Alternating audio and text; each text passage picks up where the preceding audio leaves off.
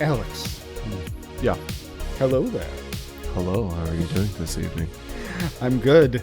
We both independently went to go see Revenge of the Sith, the 20th Second time. for the second time in theater. I might have seen it like 3 times when it was out the first time, I think. Oh, okay. Because I went and saw it. Okay. So Alex and I have a wonderful history with this movie. We went and saw it together with a bunch of other people, a bunch of mutual and shared acquaintances. Opening night? Midnight It was showing? opening midnight show. Look at that. My girlfriend at the time and I went to the movie theater like a week before to pre-order tickets because that's how you had to do it. There wasn't any ordering movie tickets online. There weren't pre-ordering seats. You had First to come, first serve. first come first serve. You got to run in there. But we looks like we did pretty well with our seats, Yeah. considering where the screen was here. We did pretty good. Anyway, there we go. There we go. Something more appropriate. So Alex and I went and saw the re-release, the 20th anniversary re-release, which makes me feel sick that it's been 20 fucking years since we sat in that movie theater together. Until it's been 20 years since we got to see a good Star Wars movie, which happened to be just a re-release of one from 20 years ago. It is hilarious how successful this was. It is. It's almost I think it's close to $1 disturbing billion for at Disney. this point. Yeah. Well, I mean, $1 billion total. Total. But, well, Can here's you the thing. imagine if the re-release of this movie made $1 billion on its own? Well, here's the thing. The studios keep this running tally and they just accumulate that, and then they go and release that information to the media and say, oh, this movie now in the history of its existence in theaters has made over $1 billion. And it's like, well, why aren't we counting it for this particular movie or this particular movie? But then we are doing it for this movie. So I think if it's being re-released in theaters and stuff like that, I say that, hey, you know what? You guys made the laws and the rules. We're going to have to follow them. Because the thing is, like, if they went ahead and re-released Frozen, if Disney was to go and re-release Frozen, be like, oh, we have this new, we're going to re-release it now in 4K or something like that. People are going to flock to the theater, and Disney's going to be like, oh, it's made over $2 billion now. It's like, I know how it is. I know how it works. Come on. Can't be trying to play that game. So let's see. Which does it have? I'm looking at, here's Box Office Mojo. Worldwide, 902 million. Okay. And honestly, I mean, you have to take into account this was 20 years ago and how many screens used to exist back then and how many people went to go and see the movie back then. Also, ticket prices. So, I understand they always do the whole, like, adding into inflation and stuff like that. So. I mean, to be fair, its initial run, May 18th to April 25th, 2020, to 2025. Whatever, the initial release was 849 million. That's still nothing to it's sneeze at. well, that's what I mean. It made 52 million, which is wonderful, but it's the vast majority of its funding came, or box office came from the original release. Anyway, but yeah, it is. It was a shockingly entertaining release of what has become a beloved Star Wars film. And I don't remember people disliking this movie when it first came out. No, I feel like there was more. I feel like when it came to the prequels, I think there was a mix of confusion with the first film. I think there was a general dissatisfaction with the second film because it just felt very... It felt like 2 different films put together, like 2 A plots put together. Yeah, I mean, the Detective Obi-Wan was that's what clearly, we love to call it. Yeah, it was clearly the better film. Episode 2, Detective Obi-Wan. I mean, as everyone pretty much was in love with Ewan McGregor's casting as Obi-Wan, but they wanted more. They wanted him to be more fun, and instead he was much more rigid a character, which is kind of interesting that Lucas kind of went against expectations and made him, he wasn't like a young, rowdy, feisty Jedi. He was by the book, he was the boring guy which, if you have Anakin being the young crazy one, that's brash one, yeah, that's kind of what it had to be. Yeah, which is interesting because even if we're going to talk about that, Obi-Wan, even in episode 1, he wasn't really too hot-headed. I feel like Qui-Gon was more like he would use some subversion and some trickery, and he was trying to do stuff like do the mind trick and try to manipulate the dice and stuff like that. And I just rewatched The Phantom Menace this morning. My favorite Star Wars movie. Is it your favorite? It is my personal favorite Star Wars movie.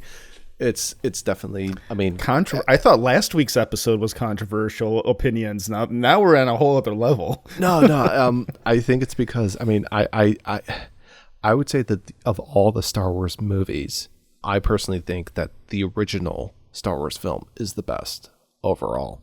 I know there's people that have, that say that about Empire Strikes Back. For me, it's the original Star Wars, or New Hope as they call it, episode 4.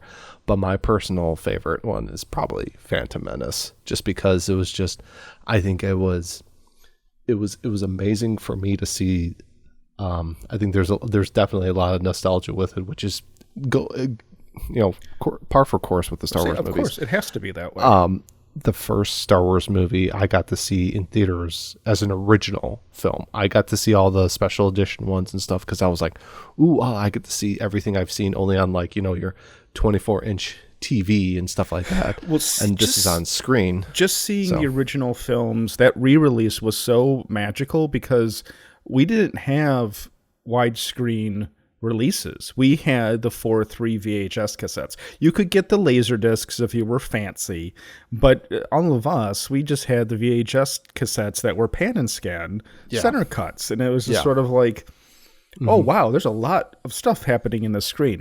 Yeah, and even for those special editions, I remember like they did add in some different stuff, but I think I kind of looked past that because I was still more in awe of the fact that I'm actually seeing this on a TV on a film screen, similar to how people did back in like the 70s and early 80s. And then when I got to see Phantom, but I was used to that because I had seen it so many times on, like you said, on VHS. But when I saw Phantom Menace for the first time, I was like, whoa, this looks amazing. And there was all this stuff. There was Starfighter battles, and there was lightsaber battles, and there was like droid soldiers. Then you had the pod racing was another thing. And the fact of the matter is that it was shot on film. So, there's that additional benefit. Yeah, that one in particular. But we'll get into, I have thoughts on the visuals because having just seen it again. But the other thing about Phantom Menace, as everyone knows, infamously, the Red Letter Media Plinkett review of episode 1 was a huge hit, and all of them were. But the one thing in that essay that even when I really enjoyed it, that I was like, what are you talking about? Was picking on the lightsaber battle at the end of that film. The lightsaber battle is awesome. And in fact, I would argue the lightsaber battles in all 3 of these films, including episode 2, are awesome. And I love the Revenge of the Sith, Anakin versus Obi-Wan.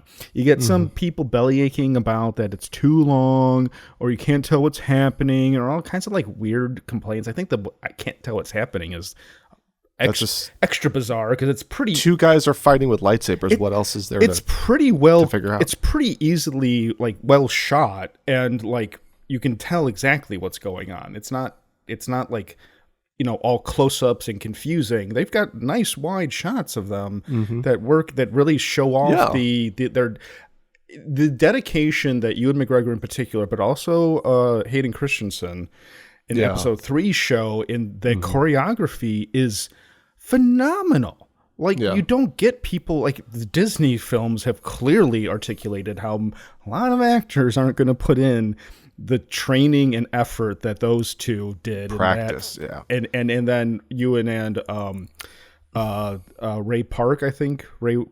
Yeah, Ray Park. And how Liam Neeson did his best, but he was an older dude, and he even said he was like, I could do 2 or 3 moves before I didn't know what to do next. But Ewan and peed his pants, Ewan and Ray were like going at it, like going 12 moves, 20 moves deep into the choreography.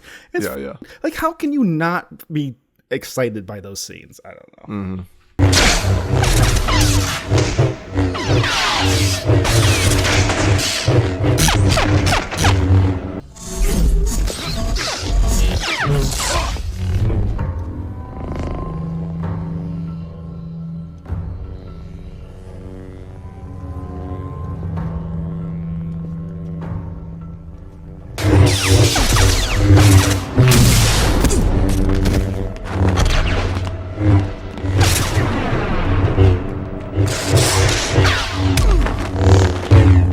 I mean, yes, they're a little bit they're flashier, they're faster, and they got more moveset compared to the original lightsaber battles, especially the one that was in New Hope.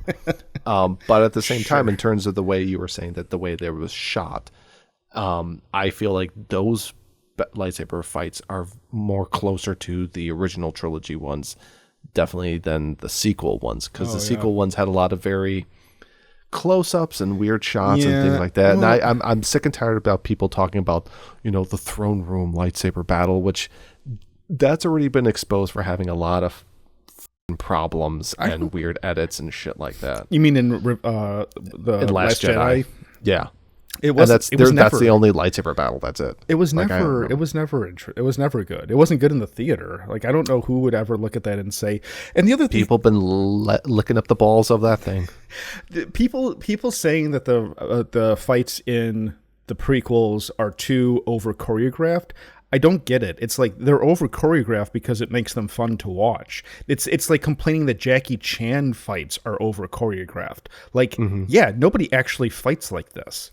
Because real fights are boring. Real fights are like maybe a punch and then you're on the ground very quick, trying to choke each other out. Yeah, that's why in reality, if you had some kung fu master try to take on some drunken ass hoss in a backwoods bar in Alabama, right, the hoss is going to win because the hoss is going to hit him over the head with a chair, and that's it. And it's like gunfights are boring in real. I mean, not for the people involved, but visually watching a gunfight on a security camera, it's just like people slouching over. Nobody flies through the window. Nobody slides around holding two guns and going down. It's just like people just 20 squibs popping. Yeah, like real fights.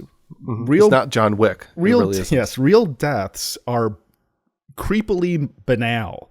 And that's what makes it like, if any time you do a movie that actually has something that realistic, it's kind of off-putting and creepy because it is just very anticlimactic. Death is usually very anticlimactic.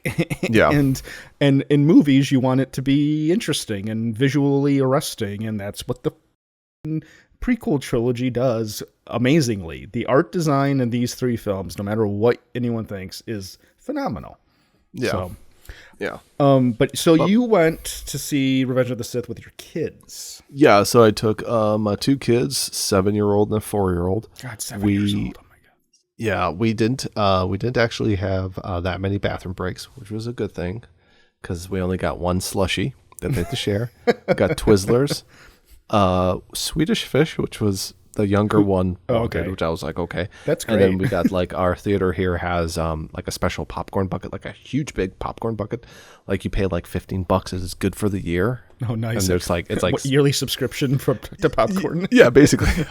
And we went and sat in there, and I would say that the theater was probably a third, if not half filled on a noon on a Saturday. And you live in the middle of nowhere. Yeah. So and people probably came from they traveled from other towns, because I'm pretty sure the entire population of where you live can fit in one movie theater, right? Yeah. At least the IMAX one. Yes. Yes. But I would have to say also the people that went there was younger people, like kids around their age, some teenagers, college kids, older people like us, and even older than that. So it was a good, huge range of stuff. And like my older one, he was just like glued to the screen. He's like, whoa, I think it was just like the visuals, like something he had never really seen before. And the younger one he was fine, but I did have to say that there was, I don't know, maybe it was the theater itself or the sound mixing that they may have possibly done for this, it was very loud at many points where I was like, okay, maybe this was shot originally in, like, I don't know, THX or something, if they still use it, or something, or maybe the mix was weird. No, I think it was just your theater, because sound was definitely not too loud when I saw it. Well, they cranked it up to 14 here. 11. We go to 14 in where you live, Savoy. Yeah. Also, the special 20th anniversary poster is gorgeous. It's badass as all heck. It's badass as all heck. I mean, it's I'm fanboying out here. It was was there any kind of extreme reactions in your audience to anything? Like, did anyone laugh at "Hello There," or did anyone laugh at? I'm trying to think of episode 3 memes. I don't execute. Oh no, do it. Did anyone laugh at or applaud? I don't know. Maybe somebody chuckled in the back, but I think for the most part everybody was just enjoying it more than anything. Well, that's fantastic. I'm happy to hear it. My screening was a little different. Oh, it was kind of Rocky Horror. Okay, so to begin with, I was very, because I'm a very sentimental person, and so while you were with your 2 young boys having a great time, I was I went by myself and to a Saturday night screening. Saturday at 7:30. No, Sunday at 7:30. Sunday at 4:30. In the city or out by you? Out by me. Okay. Just at the mall, at the mall. I bet that's where I saw episode 2 by myself. I think it's not Yorktown. Oh, you're thinking of the other mall. That place is a dine-in theater now, and I don't go to those. Oh, I don't go to movie theaters where half of the people are eating cheeseburgers around me. I don't. Yeah, I cannot abide. That's an outdated. It's outdated. I'm surprised they still have that around. But so I went to the Oakbrook Mall. Oakbrook, okay. They have an AMC there. I totally forgot they had one there. Yeah, They have 2 actually. They've got a 4-screen. They've got a 4-screen little one that's kind of like more. It's like the older theater. Then they built the giant 16-screen one. But anyway. Yeah. So I went to this theater. It's basically sold out. Like, there were some seats in the very front that were still open, but everything else was full. Lots of energy, really cool. And I saw this row of they were probably 6. They were probably 20, but they looked so young to me that I thought they were 16, 17 years old. And I was like, oh, this is like when me and my friends, all of the young guys that us excitedly at the movie theater. The crew at the theater. So I felt very bonded with this group of young guys. Mm-hmm. That is until we got to the scene where Anakin murders the younglings. Oh, chicken jockey. Okay. And they all started applauding and cheering.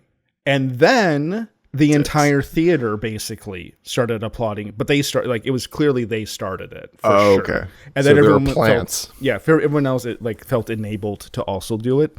And I was Do Americans really? Apparently, because I looked online and there's other people complaining about the same thing. Some people were for it. Some people, like me, were against it. I demand complete silence. Even if it's a comedy, I want everyone to just go, you will be shot when I'm in charge. So then I was pissed off at that group. But that was the only outburst. I was worried that there was going to be people for every single meme that people were going to applaud, but it wasn't. Everyone was very good except for that one scene. But I was shocked by how good this movie still looks. Mm-hmm. It was shot on a format called HD Cam, which is a very probably 18, 19-year-old format. Well, it was 2005. It's a 20-year-old format. Yeah. 20. That was a cassette. It was a video cassette. It was on tape. Okay. It was it is not one of the better forms of HD video. It kind of. It was like an earlier format. It was an earlier format, and what struck me was how it didn't look. I mean, look at these were the cameras that Oh, Jesus, going to eBay. These are the cameras that they shot. Okay. This should have been a Sony F900. Yeah, honestly, F900. that looks like something that like Cine your Alta. local news affiliate uses. Yeah, the Cine Altas, we had them at work. That's why I'm very familiar with this camera. But it a lot of the time it looked very digital. But this looked, the colors and the lighting on the humans that were all on green screen was really, really good. And looked, parts of this film, I would argue, look better than modern Marvel color grading. Yeah. That looks like gray and washed out, and this movie had vivid, true colors and real lighting. It was shockingly good for the era of digital production. Well, also this was like one of this trilogy, I think, was the one that kind of started the whole trend of doing basically shooting everything in front of a green screen, which, I mean, like you just said, Marvel movies, like if you ever see behind the scenes, it's just actors with a couple of like set pieces and then everything is just green screen. And as much crap as these films got, you know, and they sort of became like that progressively further and further, you know, why doesn't anybody say the same for films now? Just because they had this back then doesn't mean that you have to shoot films like this now. I mean, granted, is it because it's some big multi-million-dollar blockbuster film that you're trying to do, you have to use that process? You can't just use practical effects. You know, I understand it's easier said than done, but at the same time, it's like everybody just turns a blind eye to that fact. And I remember seeing behind the scenes for these movies where you just see like the one scene where was it Obi-Wan and Mace Windu are just, exactly, perfect example right here. It's like you got some dirt, and that's the only thing that's realistic in the scene. You have like Mace Windu and Obi-Wan walking through the Jedi Temple, and when you see the behind the scenes, it's just literally them on this runway ramp, and that's it. Yep. You know. Yep. But like a lot of the CG held up just fine. Surprisingly, yeah. There was. Do you think they might have touched it up a little bit? Nope. I don't think Disney. I don't think Disney invested a single penny in anything for this, because I think for them it's interesting because everyone was speculating that because it was so successful, like it was numbered like 2 or 3 at the box office, a 20-year-old re-release and it did significantly better than The Phantom Menace. I'm sorry, Alex, but they re-released The Phantom Menace and it did okay, I think. I mean, I didn't go see that. Did they do clones? No. Or Attack of the Clones. I will defend Attack of the Clones in 2 ways. Detective Obi-Wan is great. Ewan McGregor. It sounds like an anime series. Detective Obi-Wan. Yeah, exactly. Ewan McGregor is fantastic, and I still do the quote. Nobody really gets it around me, but you'll probably get it. That's why I'm here. That's from the moment I heard that in when he's talking to the Camino cloners.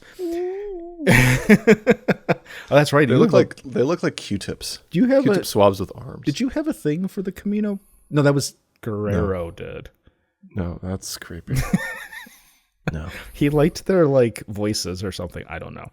Yeah, give me a sexy Twi'lek dance. There we go. That's what Russell's my jimmies. But it was I also will defend, and this is a super. So you have your controversial opinion about the Phantom Menace. My controversial opinion is lightsaber Yoda is awesome.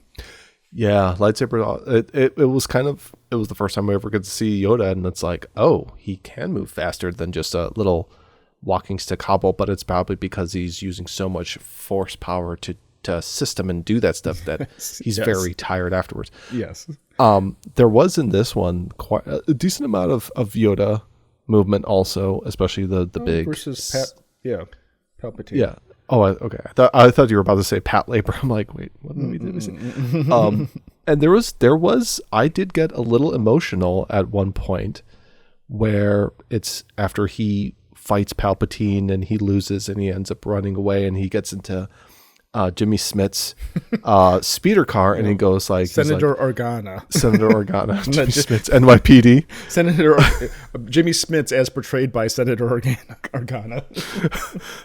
Where he goes, he's like, failed I have, and you just feel like so sad because you're like, oh, it's little Yoda, you know, he's just Alex. It's just breaks your heart. I find the final 10 minutes of this film are shockingly haunting, and I felt this way when we first saw it, but I never. Hey guys, but didn't you guys find that ending haunting? And because there's such this like. So what you think? Right. There's such this like painful, nostalgic, but also looking forward to the future vibe, and there's like no dialogue for the last like 5 minutes of the film. Yeah, it's just music and visuals, and that's all it needs. The whole sequence with Obi-Wan, and it's the wink of knowing what's to come, but it's also like it's this weird thing where this movie was made so far after the original films, so it's looking forward to something that already happened. And I don't know, it just creates a weird vibe, but it's just beautiful and fantastic, and I love that. I love the end of this film. Everything is just pitch perfect. The music, the visuals, the performances is fantastic. Yeah, the visual, like them holding like his aunt and uncle holding him up, and he can see like the dual suns as they're setting and stuff like that, and you got the music also, and that's another thing. I have to give major props to the prequels because of the music, that you remember the music, and it has a lot of callbacks. The sequels, I don't remember a goddamn thing about those things. You know what's like, they had music. They have did I was about to say Roger Williams. John Williams. Was Roger Williams a baseball player? Speaking of, did the Cubs win? I'm sure the Cubs won. They were sure. winning. Let's say Cubs won. Did they bring back John Williams? He did. What did he do? He did. What did he do? He did 7, 8, and 9. He said that like 9 was, he was done with Star, like he was done. He like wanted to retire or something, but they kept dropping bags of money on him, and he was just sort of like, but I don't think he did any of this. He didn't do Rogue One. He didn't do any of the other things. I think he only did the main trilogy. Okay. What are we talking about? Star Wars. This movie is great. Sith. Speaking of the sequels, and we're talking about visual design and stuff, one thing that the sequels tried that I thought sounded good on paper, but I hate it in application. When you saw the final product, is the actual physically glowing lightsabers that cast blue light on the actors or red light on the actors. On paper, this sounds like, oh yeah, that's great. That's a perfect idea. In application, it has made the lightsabers look cheap as fuck. And the way that, because they have these plastic tubes now, like the ones that you can buy online, and so the actors aren't fighting with aluminum pipes like they had been doing for the prequels and the original trilogy. They're fighting with these cheap Chinese plastic things that bounce. They bounce off each other. Oh, so there's like a little bit of like a bending, like a give. Yeah. Huh. Like if you watch, I'll throw a clip right now from The Force Awakens. Watch what's his name? Kylo Ren. Kylo Ren versus not Rilo Kiley versus what's the who is the stormtrooper? Not Rey, the Finn. stormtrooper. Finn, thank you. Dear Lord. I don't hate the idea of Luke being a miserable hermit. I don't like the idea that everything that they accomplished in the original trilogy is moot. I think that that's so shockingly insulting that I don't know how that got through production. But having him at some point get disillusioned and withdraw and hide, that's fine with me, because it's a redemption arc then. It's bringing him back. And at the end of Last Jedi, as much as I hated everything else going on in that movie, I was like, okay, finally, he's for the third film, he's going to be back. this is what we're doing. We spent an entire movie getting Luke back to being the real Luke Skywalker. I guess fine. Mm-hmm. Oh wait, no, he's dead. Yeah. You know what happened with that scene? It was the scene from the Venture Brothers when one of the henchmen buys the lightsaber and he finds out the lightsaber doesn't actually work and now it just goes vroom, vroom, vroom in front of Brock Sampson.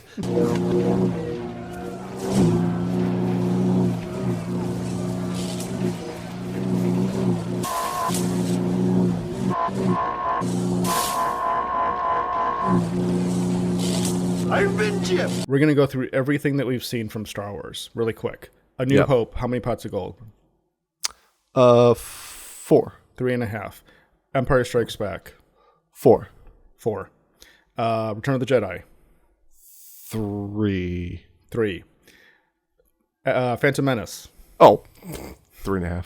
3.5. 3. Okay. Attack of the Clones. 2.5. 2.5. Revenge of the Sith. 3.5. 4. Oh, okay. I love Revenge of the Sith. Okay, all right. That's your Phantom Menace. Apparently, like I don't know. I love it. Even the shitty, stupid stuff I love. It's just perfect. All right. So, The Force Awakens. 2.5. 3. Okay. Last Jedi. Suka Arabjat. 0. -4. -4 pots of gold.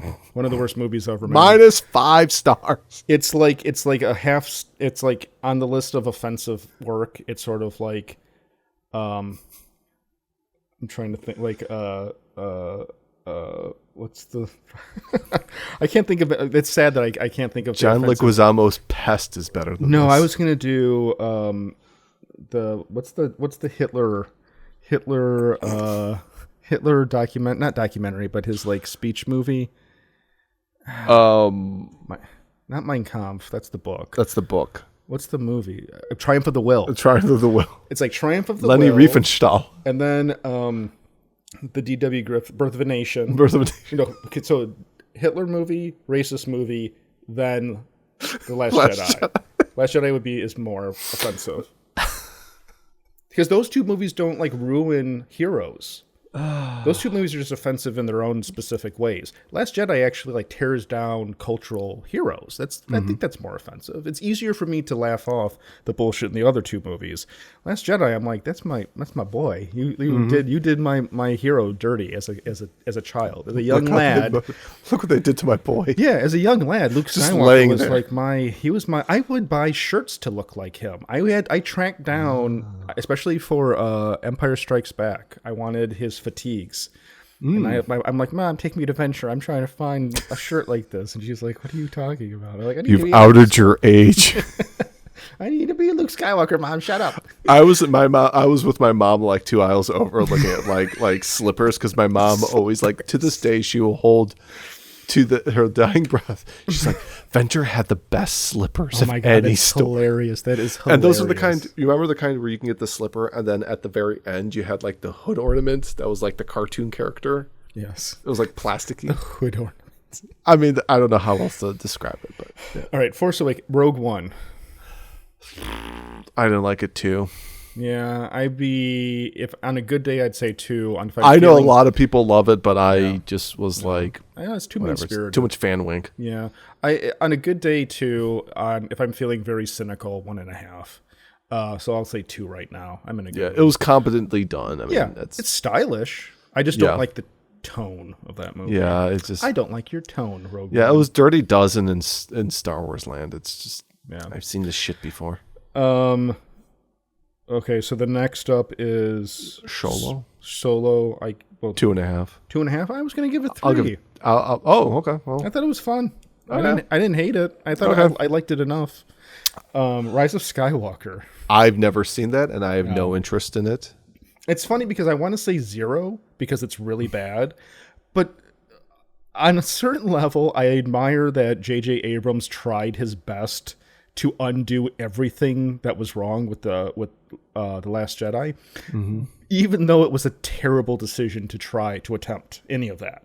Like he needed to just should have put my phone on vibrate.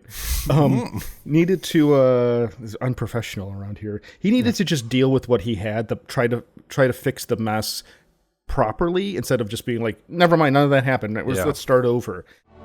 Master Skywalker, there are too many of them. What are we going to do?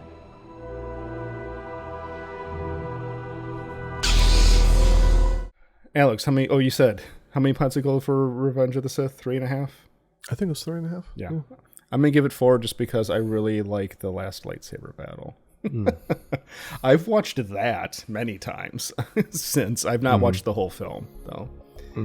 But all right, I am gonna go pee. Okay.